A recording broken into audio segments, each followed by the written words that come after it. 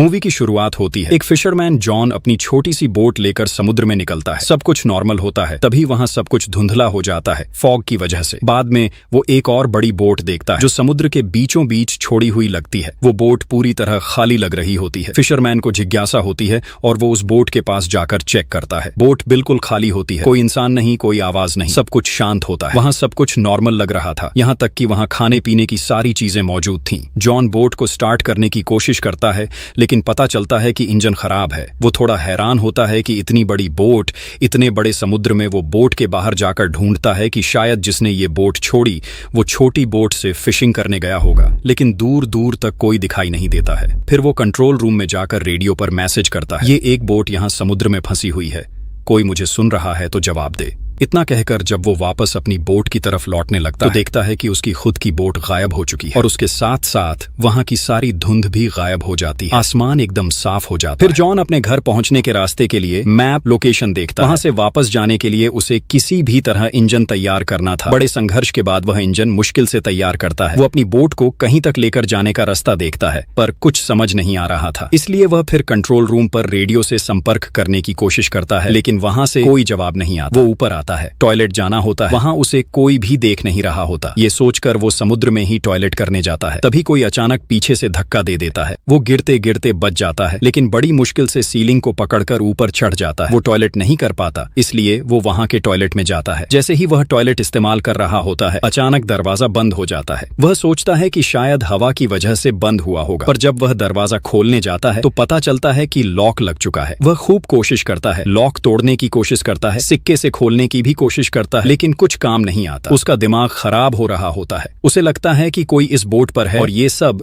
एक खेल खेल रहा है। वो अंदर से जोर जोर से कहता है, मैं यहाँ चोरी करने नहीं आया था, मैं सिर्फ चेक करने आया था, प्लीज दरवाजा खोल दो। पर बाहर से कोई जवाब नहीं आता। फिर वह कुछ करने की सोचता है। पास में रखे एक केबिन का दरवाजा खोलता है। केबिन के अंदर किसी का खून लगा होता है, पर वह उस पर ज्यादा ध्यान नहीं देता। उसे केबिन में कैंची मिलती है, वो उससे दरवाजा खोलने की कोशिश करता है। तभी उसे वहां एक विंडो दिखती है। वो विंडो से बाहर देखता है, उसे वहां एक कार्गो शिप दिखती है। वो डर जाता है क्योंकि उस कार्गो शिप की डायरेक्शन उसकी बोट के बराबर थी। वो शिप अगर बोट से टकरा गई तो वो मर जाएगा। इसलिए वो अपनी जान बचाने के लिए सिग्नल देने की कोशिश करता है, लेकिन नहीं होता। फिर अपनी शर्ट निकालकर सिग्नल देता है, वो भी नाकामयाब हुआ। इसलिए वो अपनी जान बचाने के लिए विंडो के ऊपर एक रस्सी मिलती है। उस रस्सी से वो सोचता है कुछ हो जाए शायद। वो रस्सी बाहर फेंकता है, लेकिन रस्सी बोट के पंखों को जाकर लग जाती है। रस्सी उसके गले में फंस गई थी। वो मरने ही वाला था। बड़ी मुश्किल से रस्सी को निकालता है। रस्सी की वजह से उसकी बोट तो रुक जाती है, लेकिन वो कार्गो शिप आके बोट से टकरा जाती है बहुत बुरी तरह से। जॉन बेहोश हो जाता है। उसे बहुत चोट भी लगी थी। जॉन जब होश में आता है वो देखता है कि कहीं से पानी आ रहा है, लेकिन वो समुंदर का पानी नहीं था। कोई जानबूझकर वो पानी छोड़ रहा था। जॉन फिर से कहता है, प्लीज मुझे छोड़ दो, लेकिन उसकी कोई सुन नहीं रहा था।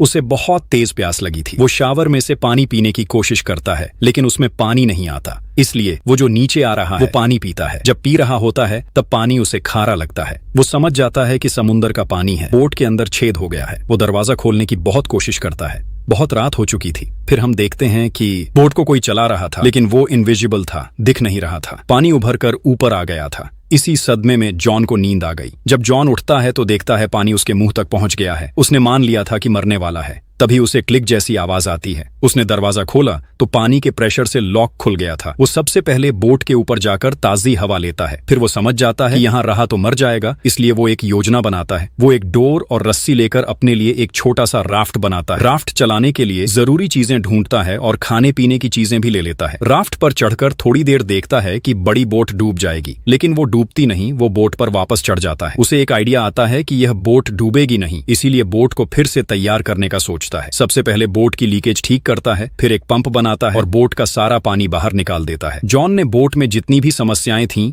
वे ठीक कर ली। ये सब करने के बाद वो फिर रेडियो पर मदद के लिए कॉल करता है, लेकिन कोई रिस्पॉन्स। और वहां उसे एक और शिप दिखाई देती है। वो अपनी बनाई हुई राफ्ट से ही उस शिप पर जाने की कोशिश करता है। वो जा रहा होता है, बोट उसके पीछे बहुत तेजी से चली आती है। उसे लग रहा था कि यह बोट उसे कुचल देगी। जॉन तेजी से अपनी राफ्ट चलाता है, लेकिन वह बोट भी बहुत तेजी से आ रही थी। इसलिए वो पानी में कूद जाता है और तैरते हुए शिप के पास जाने की कोशिश करता है, पर तब तक दूसरी शिप वहां से जा चुकी होती है। उसे समझ आ जाता है कि इस बोट में कुछ तो ईविल है जो इसे यहाँ से जाने नहीं दे रही थी। इसलिए उसने सोच लिया था कि चाहे वो पानी में मर जाए, पर वह फिर उस बोट में नहीं चढ़ेगा। वो शाम तक पानी में ही रहा। पानी का टेम्परेचर बहुत ठंडा हो गया था और वो ठंड से सह न पाया, इसलिए वो फिर बोट पर चढ़ जाता है। उसकी तबीयत बहुत खराब हो गई, बहुत ठंड लग रही थी, इसलिए वो अंदर जाकर ब्लैंकेट लेकर कमरे में सो गया। सुबह उठकर वो बाहर जाने की कोशिश करता है, लेकिन उसका रूम का दरवाजा भी लॉक पड़ा हुआ था। वह सोचता है कि यह मेरे साथ क्या हो रहा है। उसी वक्त उसे वहां एक छोटा केबिन दिखता है। वो वहां जाकर खोलने की कोशिश करता है ताकि बाहर जा सके, लेकिन वो भी नहीं खुलता। वापस कमरे में जाने के लिए केबिन का दरवाजा भी लॉक हो गया। वहां ऑक्सीजन की कमी की वजह से वो समझ चुका था कि अब मरने वाला है। तभी उसे फिर क्लिक की आवाज सुनाई देती है और केबिन का दरवाजा खुल जाता है। वो बाहर आकर देखता है कि बोट एक छोटी सी आइलैंड की तरफ जा रही थी। ये देखकर उसे हौसला हुआ और वो बोट से उतर गया। वो सोचता है कि बोट को कंट्रोल करने वाला शायद इसी आइलैंड पर होगा। उसने एक रॉड उठाई उस इंसान को मारने के लिए। जैसे जैसे वह पूरा आइलैंड चेक करता है, वहां कोई भी इंसान नहीं मिलता। तब वो देखता है कि वो बोट खुद ब खुद चल रही है, जैसे वो अपने दूसरे शिकारी को ढूंढने जा रही हो। जॉन समझ जाता है कि इस बोट का और इस आइलैंड का कंट्रोल 100% किसी ईविल एनर्जी के हाथ में है। उसे यहाँ से किसी भी तरह निकलना था। वो इस आइलैंड की ऊंची जगह भागता है। उसे एक दूसरा आइलैंड भी दिखता है, पर उसे कुछ समझ नहीं आ रहा था। घूमते घूमते वो आइलैंड के पिछली तरफ आता है। वो शॉक हो जाता है। वो वही जगह थी जहां से उसने मूवी की शुरुआत में अपना सफर शुरू किया था, और वहां उसकी बोट भी पहले की तरह ही बंधी हुई थी। बहुत सारे लोग भी थे। ऐसा लग रहा था कि जैसे कुछ हुआ ही नहीं।